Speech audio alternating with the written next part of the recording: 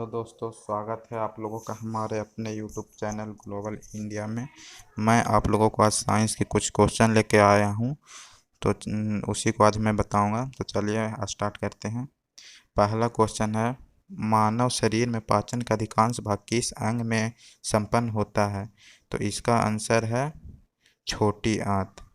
मानव शरीर में पाचन का अधिकांश भाग छोटी आंत में संपन्न होती है। तो आगे बढ़ते हैं। मानव शरीर की सबसे लंबी हड्डी है। मानव शरीर की सबसे लंबी हड्डी फीमर है, जो कि एक जांघ की हड्डी है। आगे है, लार किसके पाचन में सहायक होती है? तो लार स्टार्च की पाचन में सहायक होती है। फिर आगे बढ़ते हैं। निम्नलिखित में से कौन से जीव में रक्त नहीं होता किंतु वह सांस लेते हैं? तो इसका आंसर हो जाएगा हाइड्रा।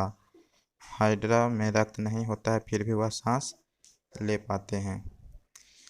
अगला है, वयस्क मानव में शरीर में हड्डियों की संख्या होती है। तो वयस्क मानव की जो हड्डियों की संख्या होती है वो 206 होती है, और छोटे बच्चों में हड्डियों की संख्या 300 होती है। छोटे बच्चों में हड्डियों की संख्या वयस्क मानव की अपेक्षा ज़्यादा होती है। तो आगे देखते हैं। अगला है, मानव रक्त में पीएच मान होता है। मानव का जो रक्त है उसका पीएच मान कितना होता है? तो इसका आंसर हो जाएगा 7.4। 7.4 इसका मतलब कि मानव रक्त का पीएच मान 7.4 होता है, और ये क्षारीय होता है।